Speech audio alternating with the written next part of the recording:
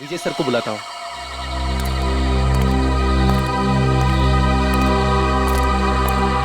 Hello. Hello विजय sir.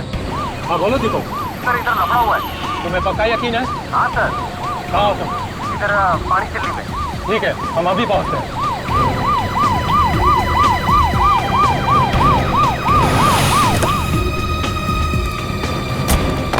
Sir. कहाँ है गाड़ी? सर।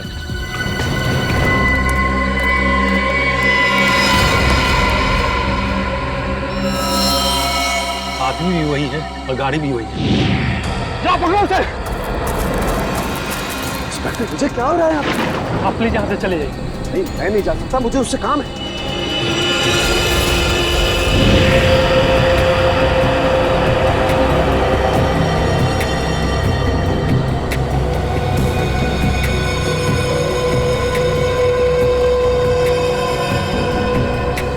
अब क्या करें सर? सीआईडी को फोन करना पड़ेगा।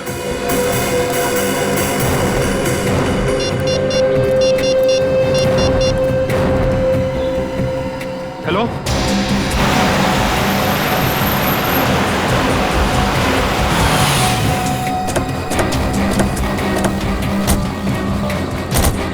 Hello sir. अंगद का है? सर गाड़ी के अंदर।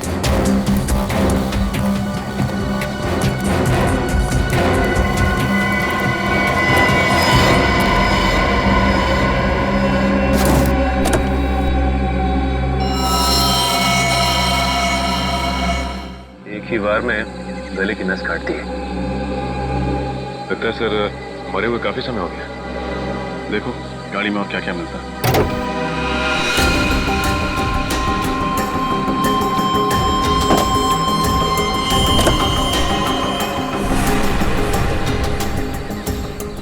सर यहाँ ये और गाड़ी की पिछली सीट पे खून के धब्बे।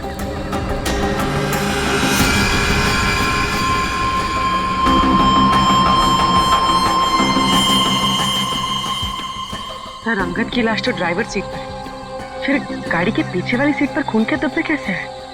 हाँ बोलिए, ये बात तो है। आपको कैसे पता चला कि इंद्रानी और लक्षिता के मर्डर केस में अंगद का कनेक्शन? दरअसल बात यह है सर कि 10 सितंबर की रात को मैंने इस आदमी को डॉक्टर सलूंके के साथ देखा। तभी जिंदा था। वो 10 सितंबर की रात हम जेल से फरार दो कैदी टीपू और जग्गू का पीछा करते हुए वार्ड वो हम पर लगातार फायर कर रहे थे। वहाँ पार्क की हुई एक गाड़ी के पीछे से भागते हुए वो जंगल में छिप गए। जब मैं उस गाड़ी के पास पहुंचा तो डॉक्टर सालुंके को उस गाड़ी से निकलते देख मैं आश्चर्यचकित रह गया। इंस्पेक्टर विजय क्या हो रहा है यहाँ पे? सर हम कुछ क्रिमिनल्स का पीछा कर रहे हैं। आपकी जान को भी खतरा हो सकता है। आप प्लीज यहाँ से चले जाइए। नहीं, मैं नहीं जा सकता, मुझे उससे काम है। सर मैंने कहा ना, आपकी जान को भी खतरा हो सकता है। प्लीज आप चले जाइए और उन्हें भी अपने साथ ले जाइए।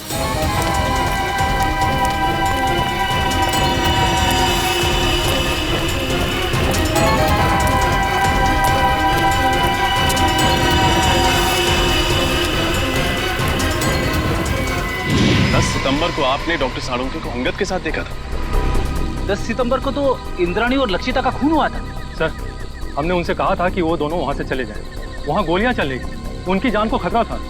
लेकिन डॉक्टर सलूंके जिद करने लगे कि उन्हें इस आदमी से कुछ जरूरी बात करनी है। एक बात समझ में नहीं आई, लक्षिता और इंद्राणी के मर्डर से पहले सालुंके साहब अंगद को कैसे जानते थे? और आखिर ऐसी क्या बात थी कि वो दूसरा रात अंगद से मिलने गए? ये सवाल तो डॉक्टर सालुंके से एसीपी सर ही पूछ सकता है। ये रही डॉक्टर सालुंके की तैयार की गई फॉरेंसिक रिपोर्ट जो उन्होंने सितंबर 11 को तैयार की थी। और इस फोल्डर में दोबारा की तैयार की गई पोस्टमार्टम रिपोर्ट है जो तारिक और मैंने मिलकर तैयार की। और क्या अंतर है दोनों में? डॉक्टर सालुंके की रिपोर्ट के मुताबिक इंद्राणी और लक्षिता का खून रात 9 और 11 बजे के बीच हुआ, जबकि सच तो यह है कि दोनों की मौत रात 8 बजे के पहले हो चुकी थी। क्या? 10 सितंबर की रात को मैंने इस आदमी को डॉक्टर सालुंके के साथ देखा था।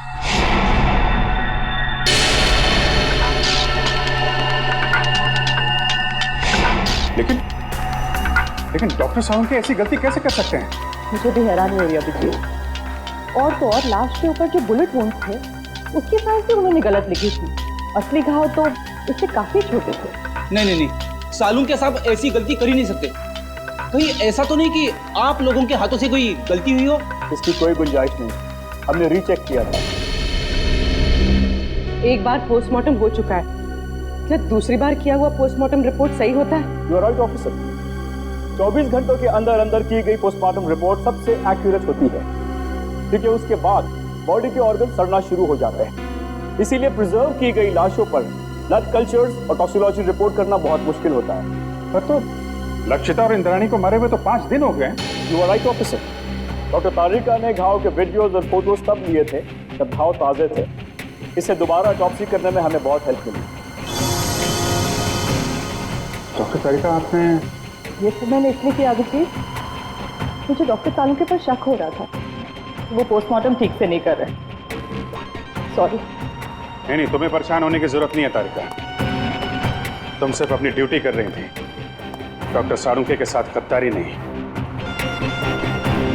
और क्या जो डॉक्टर साळुंखे ने अपनी रिपोर्ट में नहीं लिखा है या गलत लिखा है डॉक्टर समीर? एक बहुत जरूरी बात, आइए मेरे साथ। डॉक्टर साळुंखे की रिपोर्ट के मुताबिक लक्षिता पर करीब करीब 10 फीट की दूरी से गोली चलाई गई थी और इंद्राणी पर करीब 8 फीट की दूरी से। हाँ सर, जहाँ से खूनियों ने गोली चलाई थी वहाँ से 8 से 10 फीट का डिफरेंस था। लेकिन घाव के टिश्यू कल्चर से हमें ये पता चला कि खूनी ने लगभग 20 से 25 फीट की दूरी से गोली चलाई थी और खून पिस्टल से नहीं बल्कि स्नाइपर राइफल से हुआ था।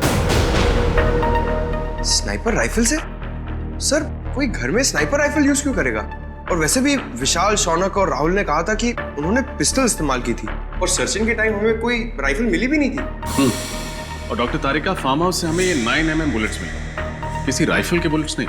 यही बात तो हम साबित करना चाहते हैं रजत, कि खूनी ने पिस्टल से नहीं बल्कि राइफल की हाई स्पीड बुलेट से खून किया था। और जब वो गोलियां लक्षिता और इंद्राणी के शरीर से बाहर निकल गई तब खूनियों ने वो गोली कहीं छिपा दी हुई। ये बात मैं आप सबको डेमोन्स्ट्रेट करके एक्सप्लेन कर सकता हूँ।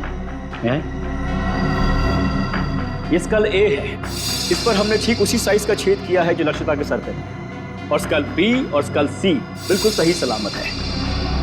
मैं अभी आप लोगों के सामने स्कल बी पर .22 पिस्टल से 10 फीट की दूरी से फायर करूंगा और स्कल सी पर स्नाइपर राइफल से तकरीबन 20 फीट की दूरी से फायर करूंगा। तो जाहिर सी बात है कि दोनों बुलेट से अलग अलग किस्म के घाव होंगे। तो जो घाव लक्षिता के सर के घाव से यानी स्कल ए के घाव से मैच करेगा वो घाव मर्डर वेपन से किया गया होगा। राइट। गुड।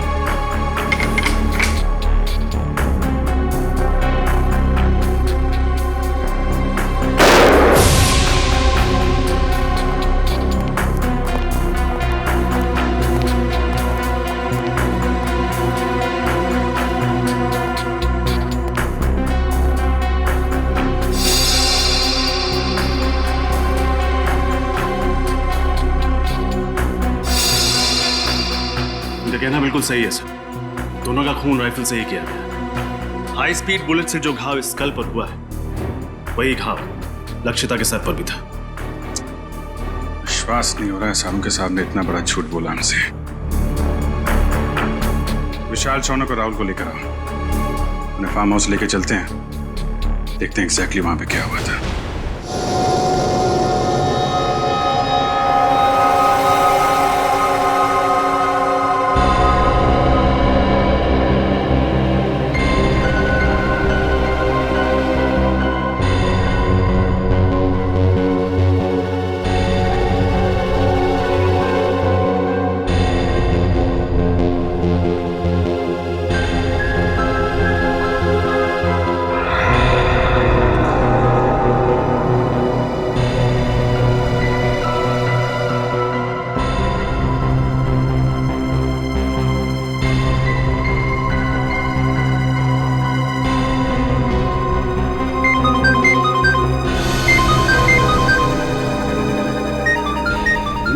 मेरा फोन है, मुझे लेने दो।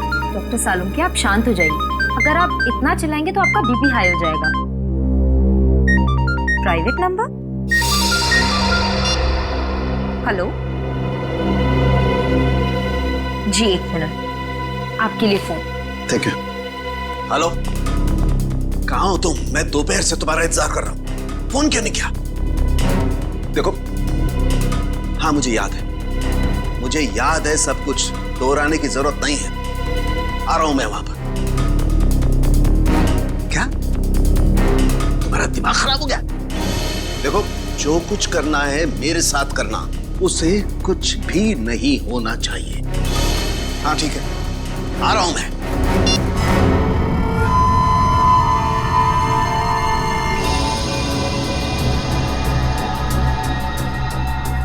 लक्षिता और इंद्राणी यहां सोफे पे बैठे हुए थे।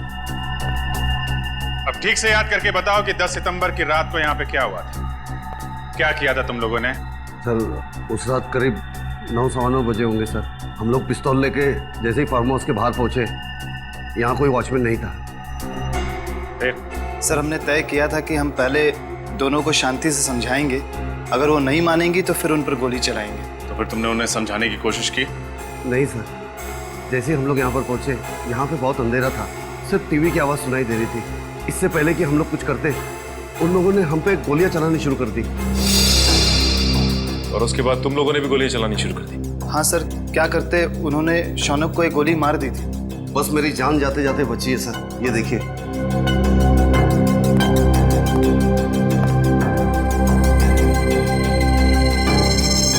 जब तुम्हें ये गोली लगी तो तुम कहाँ खड़े थे? यहाँ सर, मैं यहाँ खड़ा था सर। जैसे ही मुझे गोली लगी, मैं वहां पर उस दीवार पर जाके टकराया और मेरा सर वहां पर लग गया।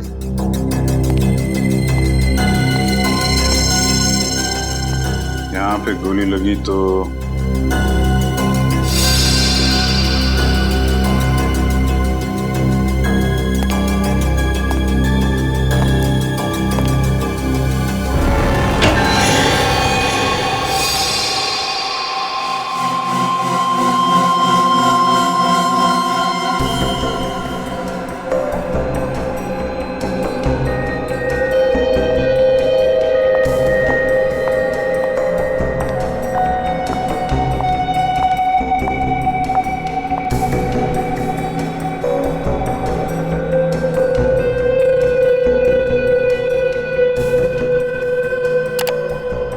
तारीख, गाड़ी की बैक सीट पर जो खून के धब्बे मिले हैं उनकी जांच हो गई है। 2 अलग अलग लोगों का खून है और दोनों में औरत का डीएनए मिला है। Have a look. दोनों औरतों की उम्र 45 से ज्यादा नहीं होगी। डॉक्टर समीर, क्या आपको पूरा यकीन है कि इसमें और कोई तीसरे आदमी का डीएनए सैंपल नहीं है? दूसरी बार डीएनए जांच में कोई गलती नहीं होनी चाहिए। I am very sure doctor, मेरा टेस्ट गलत नहीं हो सकता है। ओके। अच्छा, आपने अभी कहा कि दोनों औरतों की उम्र लगभग 45 साल है, राइट? या 45। तो कहीं ये डीएनए इंद्राणी और लक्षिता का तो नहीं? उन लोगों की उम्र भी लगभग 45 साल ही थी। हो सकता है, क्वाइट पॉसिबल। लेकिन ये कंफर्म करने के लिए उन दोनों औरतों के डीएनए से इस खून के डीएनए को मैच करना होगा। इन तीनों की बातों से और डॉक्टर समीर और तारिका की फोरेंसिक रिपोर्ट से साफ साफ पता चलता है, यहाँ पे सारा चक्रव्यूह जानबूझ के रचा गया है। Yes sir. अगर ये तीनों दरवाजे से ही गोली चला के भाग गए, तो फिर शौनक का खून लक्षिता के शरीर के पास कैसे मिला? और सर, अगर दोनों यहाँ बैठी थी तो हमें इंद्राणी की लाश यहाँ नीचे कैसे मिली? हो सकता है गोली लगने के बाद वो वहां से उठ के भागी और यहाँ पे गिर पड़ी। और इस दीवार पे गोलियां कहां से चलाई गई? और तो और इन तीनों लोगों की उंगलियों के निशान इस घर में कहां से आए? अंगद, ये सारी कारीगरी उस अंगद की है। उसने इन तीनों की उंगलियों के निशान और ब्लड सैंपल यहाँ पे प्लांट किए हैं। और सर, अगर इंद्राणी और लक्षिता ने गोलियां चलाई होती तो हमें गन्स भी मिलती। गन्स तो हमें मिली नहीं है। करेक्ट। और सबसे बड़ी बात यह है कि गोली अगर दरवाजे की तरफ से चलती तो घाव सर के पीछे की तरफ होता है, सामने या साइड में नहीं।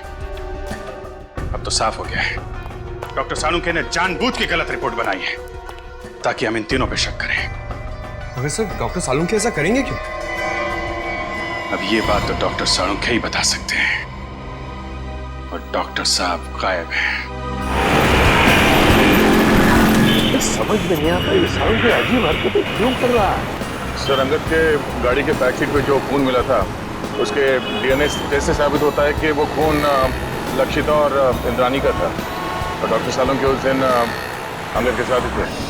सालुंखे से बहुत सारे सवाल पूछने हैं, बहुत सारे सवाल हैं। फोन लगा रहा हूँ लेकिन फोन लग नहीं रहा है उसका। सर डॉक्टर सालुंखे तो अपना फोन 24 घंटे ऑन रखते हैं और उनकी आदत है कि वो तुरंत फोन रिसीव करते हैं। लेकिन सर जब हम उनके घर उस दिन गए थे तो उन्हें पता भी नहीं था कि उनका फोन है कहाँ। हेलो, पता लग गया अंगद और सालुंखे साहब ने सबसे ज्यादा फोन किस नंबर पे किए थे? हाँ हाँ, मैं नोट करता हूँ। पूर्वी फोन दो। हाँ बोलिए। Okay, thank you sir.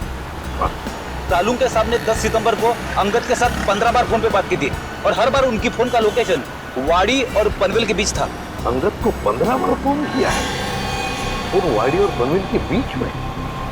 Sir Angad किसी प्राइवेट नंबर से फोन पे बात कर रहा था, इसीलिए उसका मोबाइल फोन ट्रेस नहीं हो पाया। और 15 सितंबर को रात 9 बजे सालुंखे साहब का मोबाइल शादीन मॉल के पास ट्रेस किया गया है। शादीन मॉल? सर, डॉक्टर तारिका से मिलने के बाद अभिजीत और मैं वहाँ डिनर के लिए गए थे, और इसी मॉल के पार्किंग लॉट में सर मुझे गाड़ी के विंडशील्ड पे चॉकलेट के पेपर पे लिखा हुआ वो सुराग मिला, और उसी सुराग के जरिए हम लोग होटल रेड सेंट्रल के कमरा नंबर 111 तक पहुंचे। सर इसका मतलब डॉक्टर सालुंखे ने आपकी गाड़ी पर वो सुराग हमारे लिए छोड़ा था। सर मतलब डॉक्टर सालुंखे हमारी मदद करना चाहते हैं। पहले ये सालुंखे काम बिगाड़ता है और फिर सुधारने के लिए हमारी मदद भी कर रहा है। वाह! सालुंखे को तो सच्चाई बतानी ही पड़ेगी, सच्चाई बतानी पड़ेगी सालुंखे को।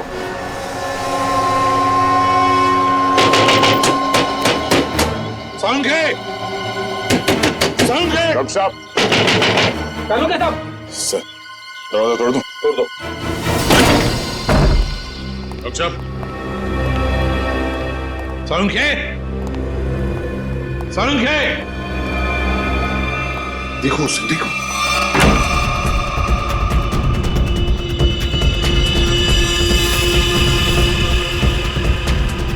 अबे पकिया, उठ, सीआईडी वाले आगे। सालुंखे! डॉक्टर साहब! डॉक्टर साहब!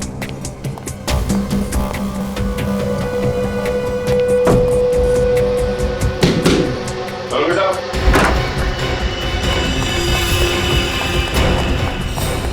रुक जा! Salunkhe sir, Salunkhe sir.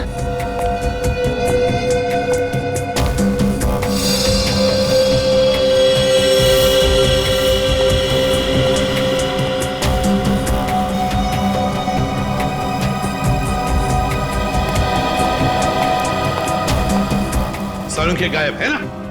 क्या शक था मुझे यही होगा। सर, ये क्या है? सालुंखे का पुराना शौक, लकड़ी के मॉडल्स बनाना।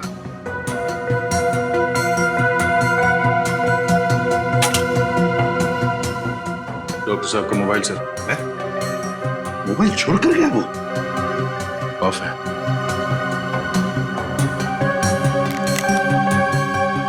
सर, इसमें ना तो बैटरी है ना सिम कार्ड। बैटरी भी नहीं, सिम कार्ड भी नहीं। सर सालुंखे सर तो कहीं नहीं, मगर अंदर के कमरे में काफी सारे मॉनिटर्स का सेटअप लगा है, सीसीटीवी मॉनिटर। CCTV monitors?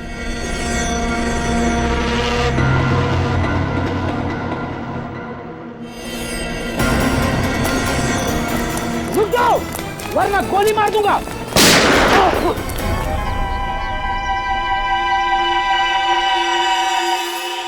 बच गया। बच गया, लेकिन अब नहीं बचोगे बच्चू।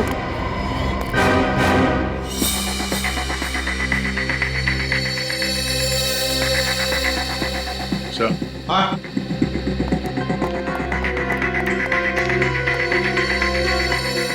ये देखिए सर, खुफिया कैमरा। लगता है कोई डॉक्टर सालुंके के ऊपर नजर रखे हुए था। सर, और ये मोनिका भी कहीं दिखाई नहीं दे रही। सर, मुझे लगता है सालुंके सर को ये कहीं लेकर गई होगी सर। कहाँ? ये दोनों बताएंगे सर। हमें कुछ नहीं मालूम साहब। क्या जानते हो तुम? साहब कुछ नहीं जानते सर। कुछ नहीं जानते? कुछ नहीं जानते साहब, हम तो सिर्फ घर की देखभाल करते हैं साहब। डॉक्टर सालुंके और मैडम मोनिका के जाने के बाद घर में कोई ना देख पाए सर। डॉक्टर सालुंके कहाँ है? हमें कुछ नहीं मालूम सर। तो छोटे मोटे टपोरी है सर। हमें कहा गया था इस घर पे नजर रख के, और जब भी कोई इधर ताक झाक करे तो हमें खबर कर दे। तुमने अभी तक ये नहीं बताया कि डॉक्टर सालुंके और मोनिका कहाँ है? बताओ। कैसे बताए सर? हमें खुद को नहीं पता। हमें तो इतना पता है कि जब तक राहुल, शौनम और विशाल को अदालत सजा नहीं दे देती, तब तक डॉक्टर सालुंके को अपने कब्जे में रखने का है। सर, हमने आपको सब कुछ बता दिया है सर। अपना जुर्म भी कबूल कर लिया है सर। और सर ये भी बता दिया है कि हमने लक्षिता और इंद्राणी का खून कैसे किया। फिर हमें यहाँ क्यों बिठा के रखा है? ये बताने के लिए कि इंद्राणी और लक्षिता का खून तुम लोगों ने नहीं किया। क्या? पर सर, हमने तो सर अपने हाथों से लक्षिता और इंद्राणी पे गोली चलाई थी सर। हाँ, लेकिन वो दोनों पहले से ही मर चुकी थी। क्या? वो दोनों मर चुके थे? हाँ, मैं समझाता हूं। तुम तीनों ने गोलियां जरूर चलाई थी इंद्राणी और लक्षिता पर उनकी मौत जिन गोलियों से हुई, वो गोलियां तुम लोगों ने भी चलाई। तो फिर वो गोलियां किसने चलाई? उस खूनी ने चलाई थी गोलियां जो तुम्हें इन दोनों के खून में फंसाना चाहता था। सर, अगर हमने खून नहीं किया तो फिर हम जा सकते हैं सर? नहीं, तुम लोगों ने खून नहीं किया, पर खून करने की कोशिश जरूर की है, और इसकी सजा तुम्हें जरूर मिलेगी। देखो, अगर तुम तीनों लंबी सजा से बचना चाहते हो तो तुम तीनों को हमारी मदद करनी होगी, ताकि असली गुनहगार पकड़ा जा सके। करेंगे सर, आप जो कहेंगे करेंगे। हम लोग तीनों आपकी पूरी मदद करेंगे सर। और एक बात बताओ, क्या तुम लोगों का ऐसा कोई दुश्मन है जिसे फायदा हो तुम तीनों को फांसी पे चढ़ाकर? सर दुश्मन तो वैसे कई है। हम लोग जिस धंधे में काम करते हैं वहां पर सर दोस्त कम दुश्मन ज्यादा होते हैं। किस किस का नाम ले सर? सर, इन तीनों को फंसाने के लिए खूनी को पहले से मालूम होना चाहिए था कि उस रात ये लोग लक्षिता और इंद्राणी का खून करने जाने वाले हैं। ये बात तो है दया, कोई तो जरूर जानता होगा। एक बात बताओ, कौन जानता था तुम्हारे इस प्लान के बारे में कि तुम उस फार्म हाउस पर जाने वाले हो? नहीं सर, ये बात तो हमने राज ही रखी थी। वैसे ये प्लान तुम लोगों ने बनाया कहां पर? हा? सर, होटल रेड सेंट्रल में। अंगद के कमरे में? कमरा नंबर 111 में? नहीं, रूम नंबर 111 में नहीं सर, 308 सर। हाँ सर। Room number 308? तो क्या कोई अजनबी आया था तुम्हारे कमरे में 308 में जब तुम लोग बातचीत कर रहे थे? हैं? विशाल, तुझे याद है जब हम लोग उस कमरे में बात कर रहे थे तो वहाँ एक वेटर आया था इंटरकॉम का फोन रिपेयर करने के लिए, और उसने गलती से टेबल पे रखा हुआ खाना गिरा दिया। अरे गलती से नहीं भाई, जानबूझकर गिराया था उसने खाना।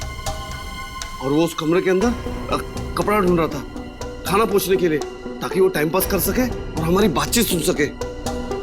लेकिन सर, हमने उसके सामने तो कोई ऐसी बातचीत की ही नहीं थी। सचिन, ले जाओ इन तीनों को। चलो। आप रेडी? क्या पता चल? सर, हमने पूरा फुटेज चेक कर लिया सर। सालुंके साहब के घर पे मोनिका और तारिका के अलावा बाहर का कोई आदमी आया नहीं था। और सर, सालुंके साहब और तारिका के बीच में कुछ बातचीत हुई है। क्या बातचीत हुई है?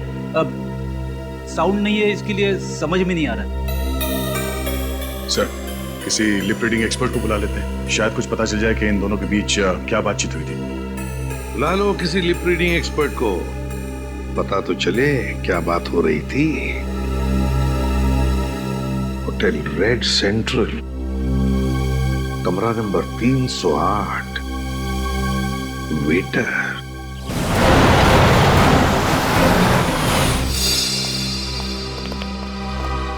हेलो सर, आप लोग फिर से यहाँ? हमें कमरा नंबर 308 दिखाओ। जहाँ पे शौनक, विशाल और राहुल ठहरे थे सितंबर 10 को। क्यों, क्या हुआ?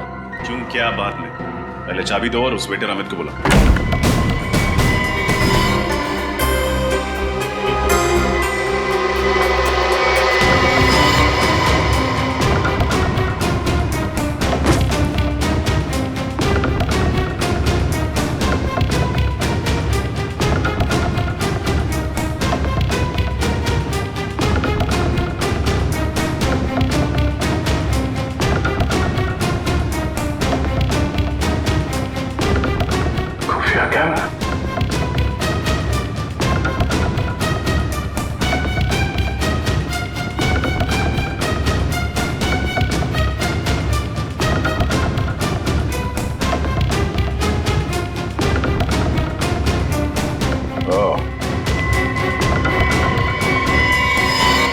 ये देखो, खुफिया कैमरा और ये बग। इन चीजों के जरिए खूनी शौनक और उसके साथियों का प्लान सुन रहा था।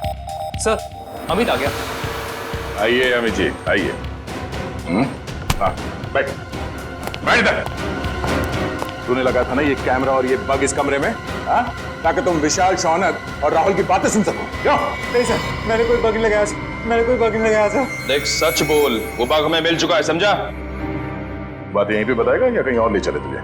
हाँ सर, हाँ, मैं नहीं लगाया था बग सर, मगर मैंने ये अंकल साहब के कहने पे ही किया था साहब, और उन्होंने मुझे 50,000 के बदले में 2 काम करने को कहा था साहब। कौन से 2 काम? सर, एक काम तो किसी बहाने इसी कमरे में बग और कैमरा लगाने को कहा था साहब। और दूसरा काम? दूसरा काम लक्षिता और इंद्राणी मैडम को इस होटल के बाहर किसी इलाके में छोड़ने को कहा था साहब। कब की बात है ये 10 सितंबर शाम को 6:45 बजे के आसपास का टाइम था सर। 10 सितंबर। चल, अभी वो जगह दिखा जहाँ पे तुमने लक्षिता और इंद्राणी को छोड़ा था। चल चल।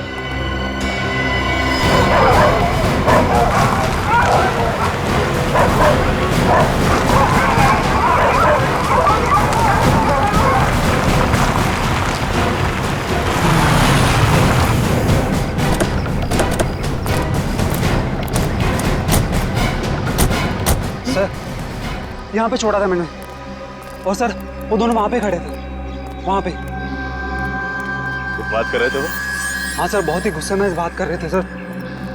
कह रहे थे कि वो हमें धमकाने की कोशिश कर सकता है, अगर उसने दगाबाजी करने की कोशिश की तो हम भी उसे छोड़ेंगे नहीं।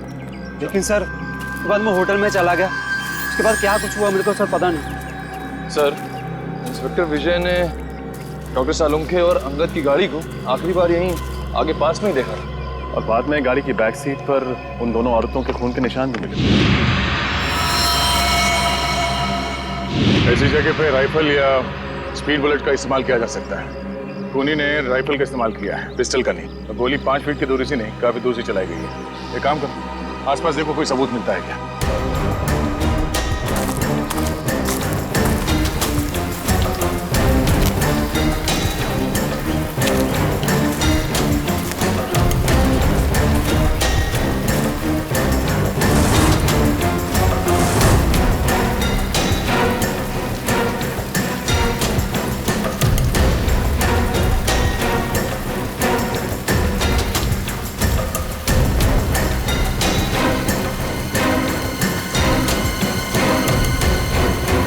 तो गोली और इस पे खून भी लगा हुआ है। 2 गोली एक ही जगह पे कैसे? मतलब जो भी हुआ यही आसपास कहीं हुआ है। सर, निकल। सर, इस झाड़ी में ये सैंडल मिला है सर, इस पे खून लगा हुआ है, लेकिन सर खून सूखा हुआ है सर। खून लगा? हाँ सर।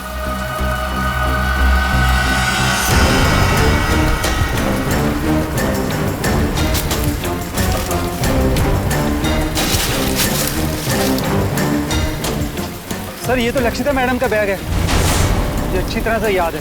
उस दिन होटल में वो यही बैग लेकर आई थी। लक्षिता मैडम का बैग? कैसे? खून लगा हुआ है। इस बैग पे जो उंगलियों के निशान हैं, जरूर उस खूनी के होंगे। और वो खूनी भी ज्यादा दूर नहीं गया होगा।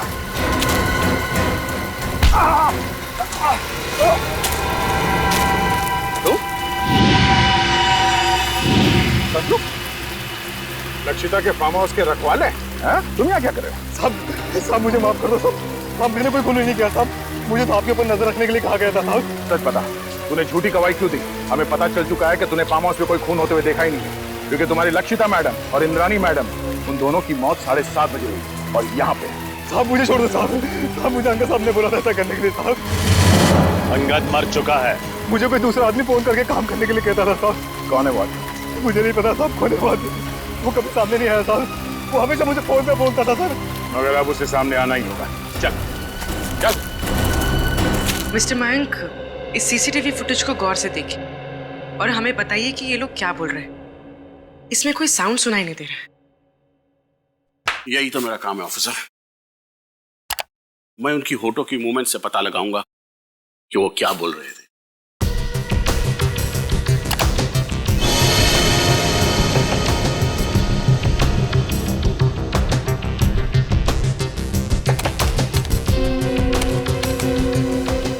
ACP sir,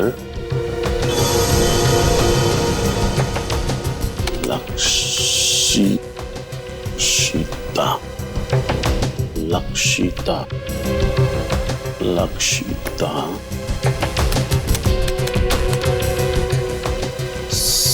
CID team.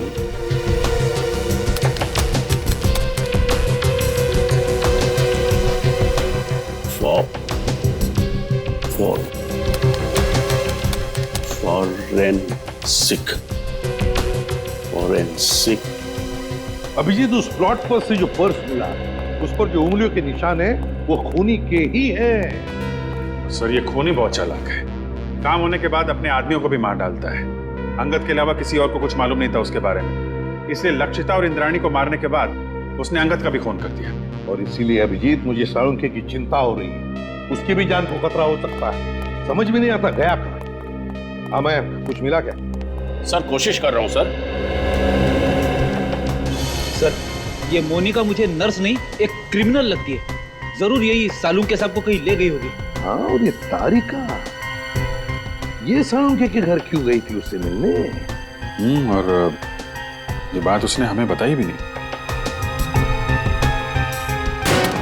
Sir ये देखिए, तो डॉक्टर तारिका डॉक्टर साळुंखे से माफी मांग रही है और कह रही है ACP सर और पूरी CID team Lakshita Indrayani murder case में की गई आपकी फॉरेंसिक जांच पर शक कर रही है। सॉरी सर, ये सब मेरी वजह से हो रहा है।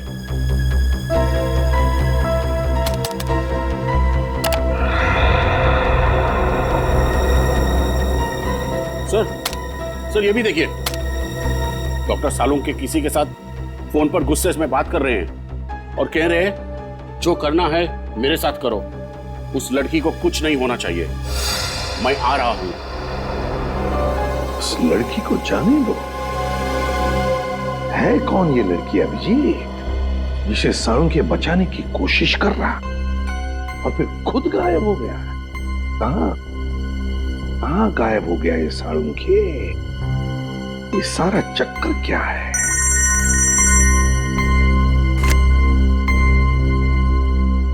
डॉक्टर समीर, ये देखिए सर, ये तो हाई स्पीड बुलेट है। यस सर, और ये .22 कैलिबर की राइफल से फायर की गई थी। लक्षिता और इंद्राणी के शरीर पर जो घाव थे वो इन्हीं बुलेट से हुए थे सर। ओह,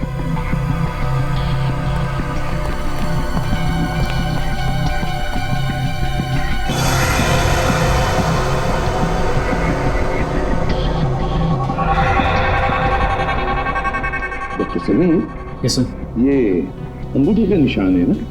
यस सर। ये ऐसे धुंधले क्यों है ये निशान? ये ठीक से मिले नहीं? नो सर, ये धुंधला नहीं, ये निशान ऐसे ही है। I explain. ये देखिए सर, खून से सनी हुई बाकी उंगलियों के निशान हैं इस बैग पर, लेकिन अंगूठे का निशान नहीं है सर।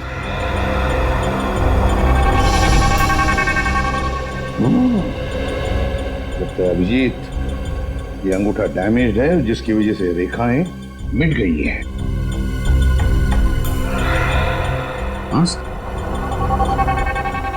मुझे लगता है ऐसा हाथ मैंने कहीं देखा है। बिल्कुल सही अभिजीत, मैंने भी ऐसे अंगूठे वाले आदमी को देखा है।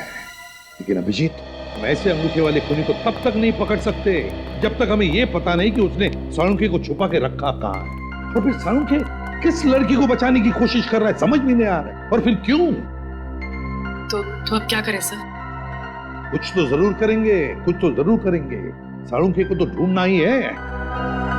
जरा सोचो, साळुंखे ने फोरेंसिक का रिपोर्ट गलत बनाया था ताकि हम उस पर शक करें।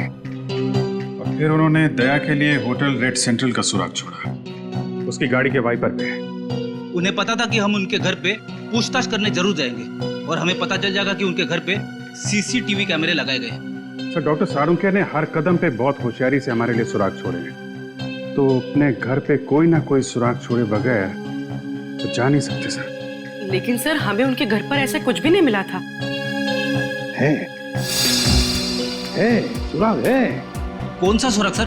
घर रेडी, घर, एक लकड़ी का छोटा सा घर। सीसीटीवी फुटेज में हमने देखा है कि साळुंखे घर से बाहर जाने से पहले एक छोटा सा घर बना रहा था। वो घर तो डॉक्टर तारिका के घर जैसा है। हाँ, तारिका कहाँ है? डॉक्टर समीर, तारिका कहाँ है? सर, अंदर की कार सीट पर जो खून के धब्बों के निशान मिले थे, उनकी जांच करने के बाद वो कहीं चली गई है। उसका फोन भी नहीं लग रहा। मतलब डॉक्टर साळुंखे फोन पे जिस लड़की को बचाने की बात कर रहे थे वो डॉक्टर तारिका है। हाँ अभिजीत, साळुंखे तारिका के घर ही गया है। इसका मतलब है साळुंखे और तारिका की जान खतरे में है।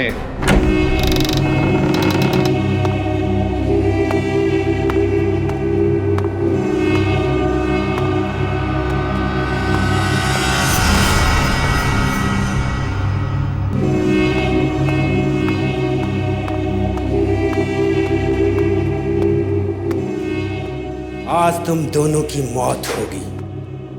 आज ये सारा किस्सा ही खत्म होगा। नहीं नहीं नहीं नहीं नहीं डॉक्टर तारिका, ऐसे रोते नहीं। अरे अपने बॉस को देखो, कैसे बैठे हुए, निडर, शांत। बहुत होशियार समझते हो अपने आप को ना, जरूरत से ज्यादा चालाक और चतुर। ऐसे चालाक फॉरेंसिक एक्सपर्ट की मौत भी एक एक्सपर्ट के हाथों होनी चाहिए। वो होगी।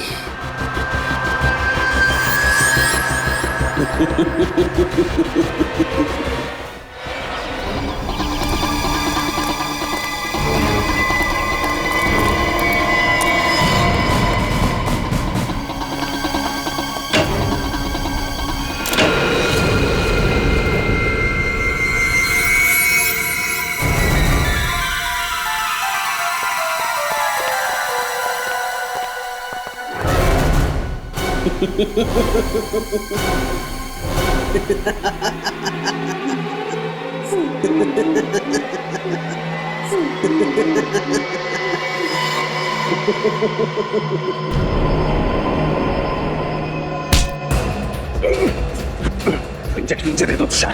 हरगिज नहीं, सीआरडी मुझे जिंदा कभी नहीं पकड़ सकती है। मैं ये इंजेक्शन खुद इंजेक्ट करूंगा। नहीं।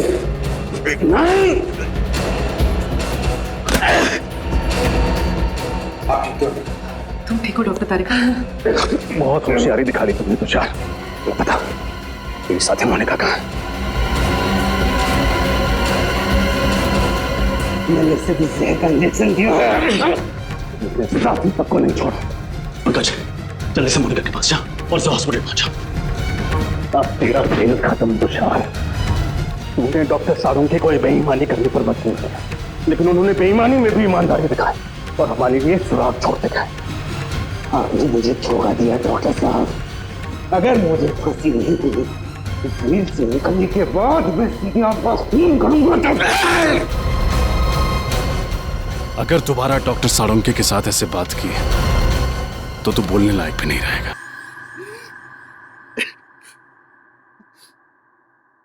कितनी मेहनत से मैंने ये पूरा प्लान तैयार किया था। एक तीर में 5 शिकार, लक्षिता, इंद्राणी राहुल, विशाल, शौनक सबको एक साथ अपने रास्ते से हटाने का प्लान बनाया था मैंने। इंद्राणी और लक्षिता को तुमने क्यों मारा? क्योंकि मैं इनकी पूरी जमीन हड़पना चाहता था, इसलिए मेरे लिए इनका मरना बहुत जरूरी था। मैंने इन्हें इस तरीके से मारा कि इनके खून के इल्जाम में ये तीनों फंस जाएं और इन्हें फांसी की सजा हो जाए, क्योंकि इन तीनों ने लक्षिता और इंद्राणी को जान से मारने की धमकी दी थी। इसलिए सबको यही लगता कि खून इन तीनों ने किए। लेकिन इस सब में डॉक्टर साळुंखे को क्यों फंसाया तुमने? क्योंकि सीआईडी डॉक्टर साळुंखे पर बहुत भरोसा करती है। उनकी फॉरेंसिक रिपोर्ट के आधार पर केस की तहकीकात आगे बढ़ाती। यहाँ तक कि अदालत में फॉरेंसिक रिपोर्ट को बहुत महत्व दिया जाता है। इसलिए मैंने डॉक्टर साळुंखे को गलत फॉरेंसिक रिपोर्ट बनाने के लिए मजबूर किया। तुम्हारा दिमाग खराब है? तुमने पूरी की पूरी सीआईडी टीम के पीछे अपने स्नाइपर लगा रखे? वो भी बहुत अच्छे स्नाइपर। इनका निशाना कभी चूकता नहीं है डॉक्टर साहब। इसलिए मेरे कहे अनुसार अगर आपने इस मर्डर केस में इस फॉरेंसिक रिपोर्ट में बदलाव नहीं किया ना तो क्या? तो मैं आपकी पूरी सीआईडी टीम को एक साथ एक समय मरवा डालूंगा। मेरी मदद करेंगे ना? देखो तुम, आप मेरी मदद करेंगे। अगर आपने एक भी सीआईडी ऑफिसर को इन्फॉर्म करने की कोशिश की ना तो मैं पूरी की पूरी सीआईडी टीम को खत्म कर दूंगा। जरा सोचिए डॉक्टर साहब, 16 साल पुराने आपके दोस्त और सीआईडी टीम, इन सब की मौत के जिम्मेदार आप होंगे। आप